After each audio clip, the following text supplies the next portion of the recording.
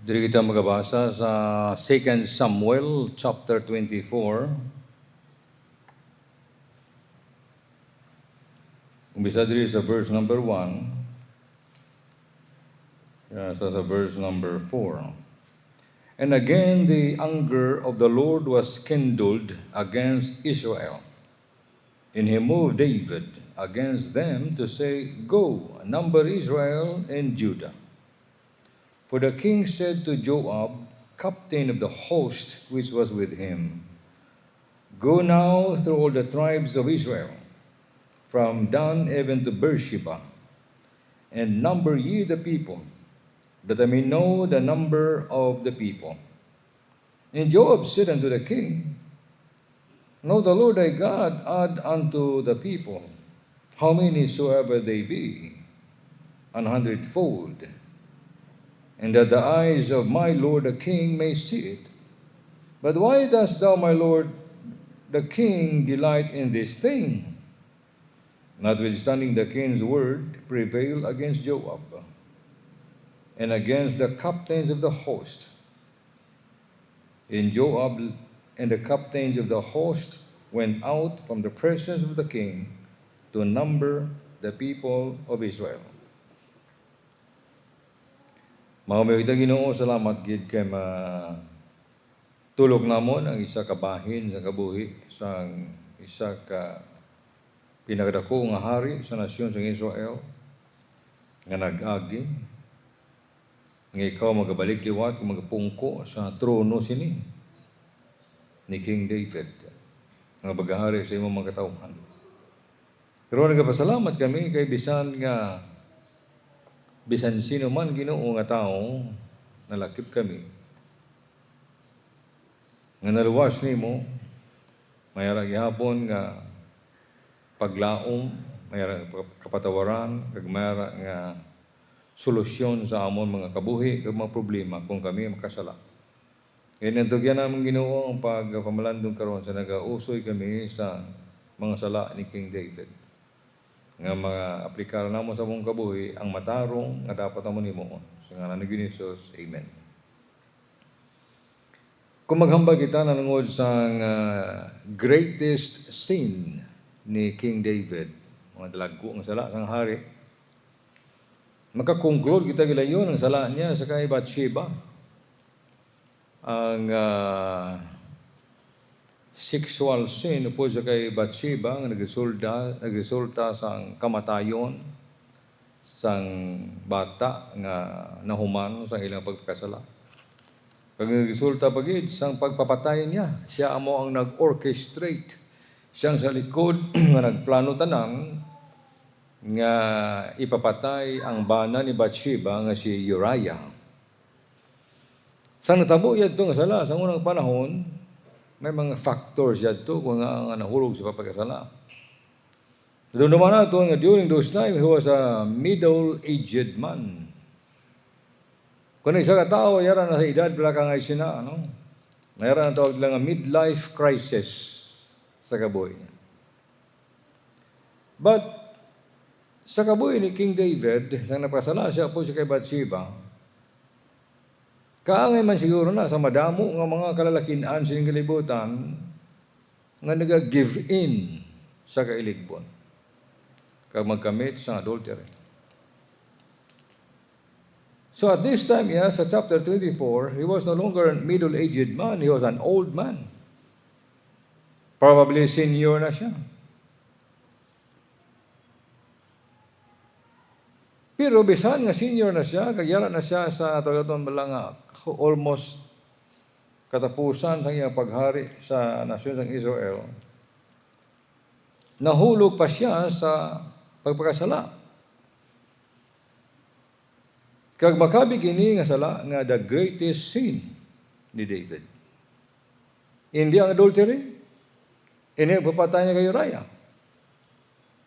May-expectar ka nga siyempre eksperyensyado na siya nga tumuloo sa Diyos. Experience na siya nga a man after God's own heart. Declared ang Diyos. Pero nakasala, gihapon siya. kag dalag ko nga sala ang nakakamit niya. Makita natin sa verse 1 at sa verse 4 ang among nga sala. The tragedy of his sin, number 1, it was a sin of anger. Di ba sila kita, pangakig lang, dako ginasala. Ang pagpangakig niya, ang sala, ang pagpangakig niya, gin-mention dira sa 1 Chronicles chapter 21,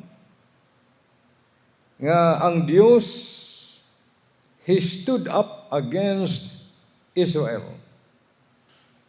There is a verse 1, siya, again, the anger of the Lord was kindled against Israel. Nangakig ang Diyos sa nasyon sa Israel, ngayara sa idalom sa paghari ni King David. Kag, sila he moved David. But silingon, gin-provoke niya si David. Gin-paakig niya si David. Nga si David, naakig man. Ang himo niya, amo nga, to go in number Israel. Naakig ang Diyos, kay kadamo sa mga tao sa Israel. Naakig ang Diyos, so, naakig man si David, ang kakigo niya, insugo niya, ang iyang general, or captain, or whoever, ano naman ngalan si Joab, niya lakat ka, isipon mo ang mga katawhan sa nasyon ng Israel. Kaya tungkol nakita ni King David nga ang mga katawhan, ginaakigan sang Diyos, naakig ang Diyos sa mga katawhan. Ano yan ang rason nga ang Diyos naakig sa nasyon ng Israel? Number 1, maybe because they followed Absalom. Nagsunod sila sa kay Absalom sa pag-rebuildi batok sa iya. Wala naging anoint sang Diyos si Absalom ang maghari. Dumaduman niya si Absalom, of course. Patay niya ang iyang half-brother siya. Tungod kag in-rape sang half-brother niya ang utod ni Absalom. So, sa ulihi, ang tigulang na si David, nag-rebuild siya, kag gina-agbayan niya, gina-halukan niya, gina-kopan niya, gina-pat niya sa likod, ang mga tao, agod mga tao, mahulog ang ilabalatyagon sa iya, kag nagsunod sila sa iya. Siguro yung kaduha, because the majority of Israel went after Sheba. Si Sheba, ginsunod nila. Dila sa chapter 20, sa may verse 1 and 2, matras ikaw dira, no? And there happened to be there a man of Belial. Tao sang yawa ni. Ang bagang nga Belial, meaning iya sang yawa. Wicked. Ini nga tao nga wicked, nga malaot, ngalan niya si Sheba, the son of Bichri, isa ka Benjamite. And he blew a trumpet and said, we have no part in David, neither have we inheritance in the son of Jesse. Every man to his tents of O Israel. So every man of Israel went up from after David and followed Sheba, the son of Bichri. But the men of Judah clave unto their king, from Jordan even to Jerusalem. So diri ini nangakig man ang Diyos sa mga iraso ng Israel, bangod ka sunod sila sa kay Sheba nga malaot. So, maybe, tungod ang mga katawan ng Israel, they also lifted up their hearts in pride. Nagpabugal sila. So, karon, siling ni King David kay Joab, siya lakat ka, isipon mo mga katawan, ang gapangakig siya, ang kakigo niya, nagresulta sa pagpagkasala niya. Tungod kay ginisip niya, ang mga katawan sa Israel kung loyal pa sa iya. Ginsugo niya si Joab, kang mga tinawon niya, kung magpulso kay Joab, halin sa Israel from Dan, pinakalayo nga tribo, down to Beersheba, nga malapit na si Egypt, ang ilang ginsurvey. Tabok sila sa Jordan, tabok sila sa iba ng mga syudad, pangitao nila ang nasyon sang Israel, nga mga pumuluyo. So ginisip nila tanan. Sa Israel pa lamang ang nagsunod, sila niya, loyal kami sa kay King David, 800,000. Sa Judah naman, census nila, ginisip, na loyal kami sa kay King David, 500,000. So may 1.3 million nga mga sumulunod gihapon si King David. Tidiri sini, gingamit niya ini nga resulta sa pagsurvey niya nga nangin agoran, nangin arrogante siya. Nangin bugalon siya, kag nangin arrogante siya, kay una-una niya ang pagsalig niya sa kadamuon sang tao nga nag-apin sa iya. Amo maning sala ni Moses dito sa wilderness. Ginisip ni Moses ang mga katawan sa Israel. Hindi dapat isipon. Kaya ang Diyos siya kabaloon, sino na. Dala ka makasala kung ginaisip mo inyong katawan, nga una-una, amo na ang imong supporter. Amo na ang imong loyalist. Amo na ang imong followers. Imbes nga magsalig ka sa Diyos, bisan ikaw lang isa. Ang napagita sa Diyos, amo ang commitment sa iya. Hindi kaya mga tao nga saligan mo, nga sandigan mo sa imong kabuhi. Because if you do that, sila sa Bible, pride and arrogance, the Lord said, I hate. Kaya kung may tendency ang tao nga mag-isip sa madamo ang mga tao nga masaligan niya, hindi siya magsalig sa Diyos. Kaya may ikasarang ang mga tauhan niya. So mo yan ito, ang unang sala, the sin of anger and the sin of arrogance and pride. Verse number 3, verse number 4, another sin is the sin of aggression. Sila yung diri ni Joab, sila yung mahal nga hari. Nga himuan pa natin ini, nga ano sa panulok mo sa mga tao. Ano gibra nakita ni mo nga you delight on this thing, nga nagakalipay ka, sadyahan ka. Isang resulta kung ano kadamo magsunod sa imo. Nangakig diri si King David, bangod hari siya, siyempre ang pulong niya, ang tumanon, muna ang balik sa verse number 4. The king's word prevailed against Joab. Baysay sila sang iyang general, titbong hari siya, siyempre sundod siya. Meaning he was so aggressive, nga isipon gid ang katawhan. Balo ka mo, nakasala siya, sining butang. Muning sala niya, sa tubangan sa Diyos. Paano na ito yung galuana? Gin-mention na din niya. Sining sa verse number 10. Lantaw ninyo. And David's heart smote him after he had numbered the people. Nagsakit sa balatyagon niya pagkatapos ng ginisip niya mga katawhan. And David said unto the Lord, I have sinned greatly in that I have done. Now I beseech thee, O Lord, take away the iniquity of thy servant, for I have done very foolishly. Isa ka binuang desisyon sa tao kung mag-isip siya sa mga taong saligan niya. Isipon sang tao, kung magsandig siya, lean, sa mga salandigan niya, ang mga tao sining kalibutan. Hari siya, siyempre saligan niya, ang mga sundalo, mga padaog siya, mga valiant men. Malaka ang mga valiant soldiers nga ginatagaan sang Medal of Valor. Isang may pinakamataas nga medalya sa mga sundalo, army, police. Talagsa ka lang kabati. Only after nga sila for example, nag-encounter sila, wala sila atras, abante na sa inaway, bisan katumba ang mga kabdanan niya da. Luwas pa niya iba, ano pa na ang imo niya, basta nangin victorious siya. Or sometimes patay man siya. Awardan siya sa Medal of Valor. Tidri gahambal sa mga valiant men. 1.3 million nga mga valiant men nga iniisip diri magasunod sa kay David. But diri sini nagpabugal siya, nang inagresibo siya, kagang Dios nag-convict sa ipuso niya, meaning God tore his heart. Kaya mo nang siling niyang sala ko. Dako, I have sinned against thee greatly. Batok sa Dios. Dako nga sala na sa Dios. Kung mag-isip ka sang masaligan mo sining kalibutan.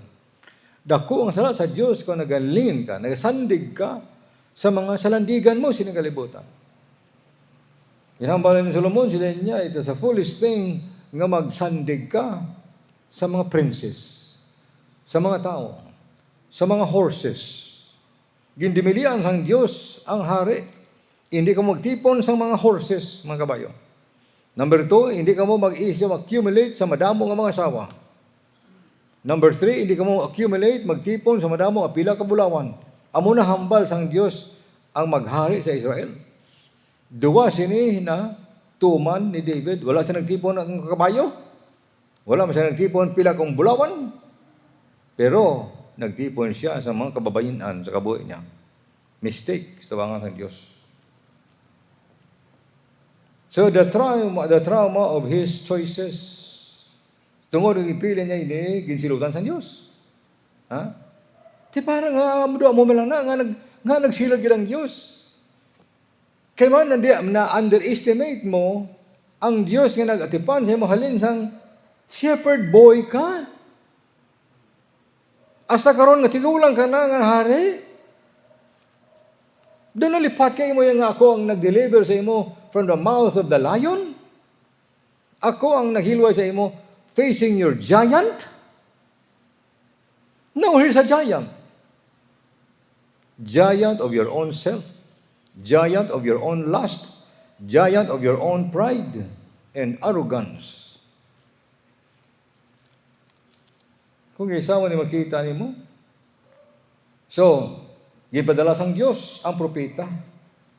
Ang propeta nga si God. J-E-D. Ayan nga seer. Why na si Samuel din? Why naman si Jonathan? Why naman ang una yung asawa nga si Michael? Amo to ang ginasaligan niya sa kabuhi niya. Amo ni karon nagsalig na siya sa mga kasoldadusan kung sino ang loyal sa iya. Tigin ko mo sa Ginoo. So karon, nakasala sa tabang sa Dios, kay giniisip niya nga masaligan niya ang mga tao nga 800,000 sa Israel kag 500,000 sa Judah. So hambal diri sang hari, or rather sang propeta nga si God sa verse 13. So God came to David and told him and said unto him, hambal sang Diyos sa kay God, sila niya, you go unto David, hambal sang Ginoo, I offer thee 3 things. Pili ka sa 3 kabutang silot sa imong sala. Silutan sa sang Diyos tungod sa sala niya of anger, arrogance, and aggression. Tisiling diri sang Diyos, sila niya, pili siya, kapilian siya sang 3 sa sining butang kung ano ang gusto niyang silot para sa iya. Siling sang Diyos, siya pili siya. Gusto siya sa 7 ka tuig nga gutom, nga magatugob sa bilog nga ginarian niya from Dan to Beersheba. 7 ka tuig nga gutom. Or, mapili siya sang 3 ka bulan nga magapalagyo siya. Lagson sang iya mga kaaway. Mahalin na sa trono, malagyo siya, lagson sang kaaway. Or, mapili siya, 3 lang ka adlaw, nga piste ang mag-abot sa duta.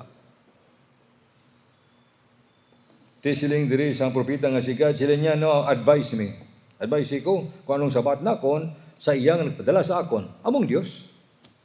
So si David hambal sa prophet God, sila niya, I am a great straight. Ara ko sila niya sa tunga-tunga. Ano bala himuon ako? Ti hambal na lang ni David sila niya, let us fall now into the hand of the Lord. Nya tugyan na lang namo namong kabuhi sa kamot sang Ginoo. Tungod sa iyang kaluoy, ang mga kaluoy niya dako, let me not fall into the hand of man. Meaning ipayo niya hindi lang siya magpalagyo kag gusto siya patyon. Meaning hindi lang siya gusto ma-experiencehan sa bugos nga duta ang gutom. So indirectly gahambal siya sila sa verse 15, so the Lord sent pestilence. Ang Diyos nagpadala sang piste sa nasyon sa Israel from morning even unto the time appointed. 3 adlaw. Nagresulta yadto sang 7-0. Stinta ka mga Israelon nga nagkalamatay sa piste nga ginpadala sang Dios. Dito naman siling ni David sa verse 17. David spake unto the Lord whom he saw when he saw the angel of the Lord smote the people. May ang anghel ang Dios, may angel ang Dios padala agod sa kito ng mga tao pagi sa mga piste nga ini. Walang describe kung anong klase ng mga piste nga ini. Pero 70,000, 70,000 ang nagkalamatay sa nasyon ng Israel. Tiyang propeta, or rather ang hari diri naghambal, si King David naghambal siya, I pray thee against me and against my father's house. Anya nung nahimo namon, niya sa mga kasapatan, nahalitan, di sila niya, ako na lang ang silutan. Ako, kang akong panimalay. Kaya dito ang Diyos, pagi sa kay God, ang hambal, okay, bakla to, ang isa ka lote, sa kay sining taong ini nga si Arauna, kag dito ka maghimo sa imong altar, ka mag-sacrifice, maghalad, gamiton mo ang mga instrumento da sa linasan, no? Threshing floor, linasan, mga kahoy da, gamiton mo na, kag ang baka, nga mo ang sunugon da ang ihalad. Ginhimo ini sang hari. Kaya ginhatag maini ni Arauna, naging bakal niya. And the Lord thy God accept thee. Sa verse number 24, and the king said unto Arauna, I will surely buy it of thee at a price. Neither will I offer burnt offerings unto the Lord my God. Of that which thou cost me nothing. Muning kanta bala, nga naghambal bala nga, I will not sacrifice that will not cost me nothing. Ti si David nakita diri, hindi ko maghalad sang isa ka butang that will not cost me anything. Meaning kung ginahalad mo imong kabuhi, expect that you have to, it will cost you something. Basta gahalad kasi imong kabuhi sa pagalagad, it will cost you. May bayaran ka na. Hindi na yan mahapos yung pagalagad. Mumani ang paghalad. Hindi pwede maghalad ka lang ng libre. Like there is in sa verse 25, and David built there an altar unto the Lord and offered burnt offerings and peace offerings. So the Lord was entreated for the land, and the plague was stayed from Israel. Dito na naguntat, nipatawad sang Diyos si David, sandalag ko ang mga sala niya, apart from adultery and murder, the sin of anger, the sin of arrogance, and the sin of aggression toward God. Ginoo, salamat gid sa imong mga advice, pulong nimo sa among kabuhi. Dapat hindi kami Ginoo magpa-control sa kakigon sa among tagipuson nga kabuhi. Nga nagresulta ini sa hindi maayaw mga pulong nga gawa sa among baba. Ang pagpabugal, kag ang pagpakanubo sa iban nga tawo when we got angry. Kabay pa ikaw pagkamahay sa imong pulong sa ngalan ni Jesus. Amen.